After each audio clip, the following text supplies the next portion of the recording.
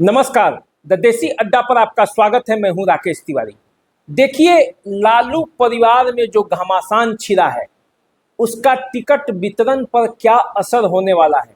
सारण प्रमंडल की राजनीति में जिन लोगों ने महागठबंधन का टिकट पाने का सपना सजोया है या जो राजनेता महागठबंधन के खेमे से आते हैं, उनके टिकटों पर क्या असर होने वाला है, आज इसी बात की चर्चा होगी। देखिए, लालू परिवार जब एक था, लालू परिवार में कोई विवाद नहीं था, तब सारण प्रमंडल की राजनीति किस दिशा में जा रही थी, और अब जब लालू प्रसाद यादव के परिवार में राजनीतिक विरासत पाने के लिए जंग छिड़ा हुआ है, उस स्थिति में सारण प्रमंडल के टिकट पे जो पेच फंस रहा है उस पर आज चर्चा होने वाला है। देखिए, तेजस्वी यादव आरजेडी के बड़े नेता हैं, उनके साथ संजय यादव हैं, और लालू प्रसाद यादव के परिवार में इसी बात के लिए घमासान है कि तेजस्वी यादव संजय यादव से क्यों गाइड होते हैं। पहले तेज प्रताप, उसके बाद रोहिणी आचार्य, फिर न जाने कितने खेमे बने हुए हैं। लालू प्रसाद यादव की कितनी चल रही है, और लालू प्रसाद यादव के परिवार में जो घमासान मचा है उससे महागठबंधन के नेताओं में एक ऊहापोह की स्थिति है। टिकट कैसे मिलेगा, कब कोई अड़चन आ जाए, इस बात को भी लेकर महागठबंधन के नेताओं में चिंता की लकीर है। क्योंकि देखिए, तेजस्वी यादव को मुख्यमंत्री का चेहरा घोषित करना था, लेकिन कांग्रेस ने ऐन मौके पर इसे घोषित नहीं किया।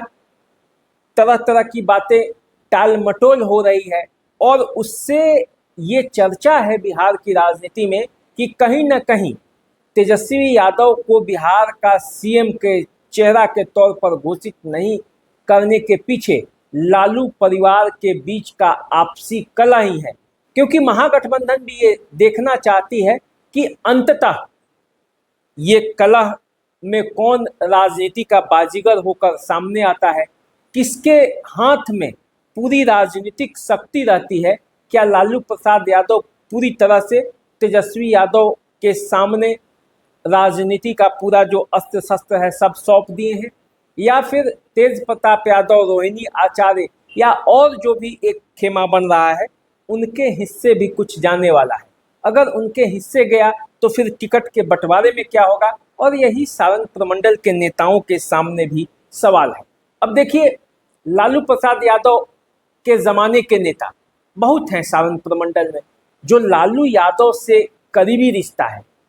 अब उनका उम्र भी काफ़ी हो चुका है, लेकिन अब वो तेजस्वी यादव के क्राइटेरिया में कितना फिट हैं ये देखना है। और तेजस्वी यादव क्या अब लालू यादव की बात मानेंगे, टिकट जो है वो उनके बड़े बड़े नेताओं को देंगे, या फिर नए जोश के साथ, नए शक्ति के साथ जो आरजेडी के लिए अपना खून पसीना बहा रहे हैं, तेजस्वी यादव उनके साथ जाएंगे।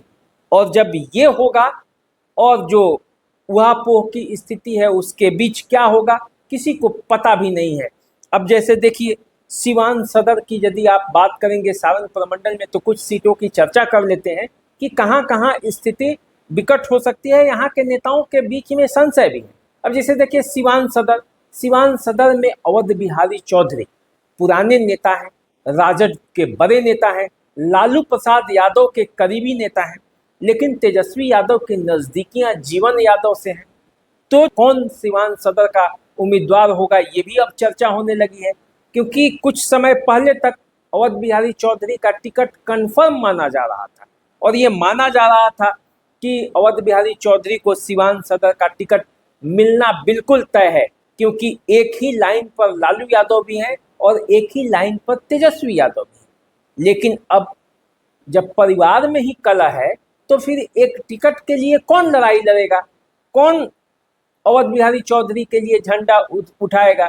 यदि तेजस्वी यादव के मन में थोड़ी सी भी बातें आएंगी तो फिर मामला पलट सकता है। बरहरिया की सीट देखिए, बरहरिया कैसे फंसा हुआ है। बरहरिया के सीट से विधायक हैं बच्चा पांडे। बच्चा पांडे की नज़दीकियां तेजस्वी यादव से भी है और लालू यादव से भी है। बच्चा पांडे पिछले चुनाव में अवध बिहारी चौधरी के साथ खड़े थे, क्योंकि आरजेडी उनके साथ खड़ी थी, आरजेडी के वो प्रत्याशी बनाए गए थे। इस बार इसी को लेकर उन पर निशाना साधा जा रहा है कि बच्चा पांडे का टिकट कट सकता है। लेकिन अब देखिए परिस्थितियां क्या है। तेजस्वी यादव यदि फैसला लेंगे तो बच्चा पांडे रहेंगे, या हिना साहब जब फैसला लेंगी तो क्या होगा। दोनों के कई मायने हैं, क्योंकि यहाँ से कई दावेदार हैं। अरुण गुप्ता यहाँ से दावेदार हैं, यहाँ से कई आधा दर्जन मुस्लिम कैंडिडेट हैं जो हिना साहब के नाम पर वो तैयारी कर रहे हैं।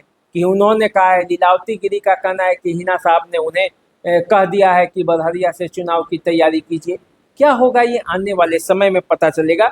लेकिन यदि लालू प्रसाद यादव के परिवार में कलह है तो उसका असर भी इन सीटों के जो टिकट बंटवारा है उस पर पड़ना तय है। एक गुट यदि इधर रहेगा तो दूसरा गुट दूसरे तरफ जाएगा, और जब दूसरे तरफ जाएगा मतभेद होगा तो परिस्थितियां जिधर जिसके पक्ष में हो जाएगी, समझिए कि टिकट उसका फाइनल हो जाएगा। नफा नुकसान तो फिर बाद में लोग देखेंगे। अब आइए यदि आप बात करते हैं तो महाराजगंज के सीट पर भी इसी तरह का जो उठापटक है। तीन पार्टियां, तीनों बड़ी बड़ी, और तीनों पार्टियों के बड़े दावेदार, और इन बड़े दावेदारों के बीच जो लड़ाई है उसका असर जो क्या होगा वो आप देखिए। तेजस्वी यादव की चली तो विशाल जायसवाल का टिकट फाइनल है, लेकिन मुकेश सहनी के साथ गठबंधन भी रखना है, और कांग्रेस ने जो ये तय किया है कि जीती हुई सीट किसी कीमत पर लौटाएंगे नहीं, उसको भी देखना है। तो फिर इसमें लालू यादव की मर्जी कितनी चलेगी, क्या इसमें मीसा भारती का भी राय चलेगा, ये सब भी अब देखा जाएगा। या संजय यादव ने जो एक क्राइटेरिया तय किया है उसी क्राइटेरिया पर बिहार के टिकटों का बंटवारा होगा, ये भी देखना है। अब देखिए सालन जिले में यदि आप बात करेंगे तो सालन जिले में क्या था। लोकसभा चुनाव के दरमियान रोहिणी आचार्य कम वोटों के अंतर से हारी, और जब ये हारी तो ये अंदर से ही ये हवा चला कि कई आरजेडी के नेता हैं विश्वासघात कर दिए। अब रोहिणी आचार्य गुस्से में है, तो क्या उनका गुस्सा का असर कुछ होगा मरहौरा में, ये भी देखना है। इसी तरह आप छपरा में जो सीट है वो आरजेडी की महत्वपूर्ण सीट है। कभी यहाँ से उदित राय चुनाव लड़ते थे और जीतते थे, लेकिन जब परिसीमन हुआ 2010 के बाद यहाँ का चुनावी समीकरण बिगड़ गया, और जब चुनावी समीकरण बिगड़ा तो आरजेडी के लिए ये सीट मुश्किल वाला सीट हो गया। पिछले बार यहाँ से रणधीर सिंह आरजेडी के टिकट पर लड़े थे, अब तो वो है नहीं, वो जनता दल यूनाइटेड में है। तो इसलिए आरजेडी को यहाँ भी अपना मजबूत प्रत्याशी खोजना है। एकमा में श्रीकांत यादव विधायक हैं आरजेडी के, एकमा में लालू प्रसाद यादव उनके गए थे उनके क्षेत्र में। ऐसा चर्चा जब चला कि श्रीकांत यादव का टिकट कट जाएगा, उसके बाद लालू यादव का वहाँ प्रोग्राम हुआ, रथ से लालू यादव पहुँचे थे। तो अब एकमा में तेजस्वी यादव की चलेगी, लालू यादव की चलेगी, दोनों की सहमति से कुछ काम होगा। रोहिणी आचार्य की भूमिका क्या होगी, तेज प्रताप यादव जो एक अपना कैंडिडेट तय कर रहे हैं कि हम अपने कई सीटों पर अपने प्रत्याशियों को उतारेंगे, तो उसका क्या असर होगा ये देखने वाली बात है। जिस तरह से आरजेडी और महागठबंधन सारण प्रमंडल में मजबूती के साथ 2020 का चुनाव लड़ा था, या यूँ कहें तो इस बार भी जिस मजबूती के साथ उसने प्रयास किया था और जिस तरह से एनडीए पर वो भारी पड़ रहा था, अचानक जो परिदृश्य बदला है उसके बाद असमंजस की स्थिति है। और उस असमंजस की स्थिति में सारण प्रमंडल के सारण, सीवान और गोपालगंज की कई सीटें जो हैं वो फंसती हुई नज़र आ रही हैं। आरजेडी के जो विधायक हैं और वहाँ जो उनके एंटी प्रत्याशी हैं, जो नए दावेदार हैं, उनके बीच जो खींचतान है उसमें क्या होने वाला है ये तब पता चलेगा जब असल में टिकटों की घोषणा होगी कि आखिर किसका चला। लालू यादव के चाहने वाले या जिनका करीबी लालू यादव से है, जो पुराने नेता हैं, अवध बिहारी चौधरी हो गए, विजय शंकर दुबे हो गए, और पुराने जो नेता हैं वो उनकी टिकटें कंफर्म हो पाती है, या तेजस्वी यादव जो चाहते हैं कि आरजेडी A to Z की पार्टी बने, सभी का सहयोग मिले, नौजवानों की भूमिका बढ़े, वो होता है। क्या होगा ये तो आने वाले समय में पता चलेगा। लेकिन फिलहाल लालू परिवार में जो राजनीतिक विरासत पाने के लिए जंग छिड़ा हुआ है, उस जंग का असर सारण प्रमंडल के महागठबंधन के नेताओं पर भी दिख रहा है। टिकटों के रेस में जो सबसे आगे चल रहे थे, उनके भी पांव डगमगाए हैं और डगमगाते पांव से वो फिर पटना दौड़ भाग लगा रहे हैं कि आखिर उनका टिकट कहीं इधर से उधर न हो जाए। जिन्हें आश्वासन मिला हुआ था, उनकी भी सांसें अब टंगी हुई है कि आखिर क्या होगा। लालू परिवार के जंग का असर जो है वो कहीं उनके टिकटों पर न पड़ जाए। तो क्या होगा ये तो आने वाले समय में पता चलेगा। आप इंतजार कीजिए और द देसी अड्डा को सब्सक्राइब कर लीजिए। अगर फेसबुक पर हमें देख रहे हैं तो फॉलो कीजिए। अभी दीजिए इजाज़त, नमस्कार।